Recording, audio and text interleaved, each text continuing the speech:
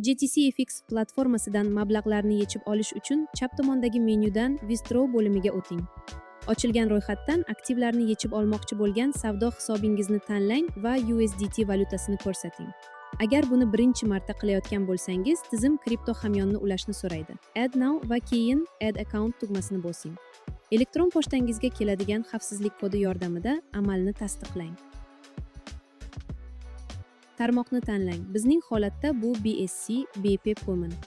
Endi smartfoningizdagi shaxsiy kripto hamyoningiz manzilini nusxalab oling va uni Wallet Address maydoniga joylashtiring. Buning uchun Binance ilovasini oching, hamyon bo'limiga o'ting va Add Funds tugmasini bosing. On-chain deposit variantini tanlang va ro'yxatdan USDT tangasini toping.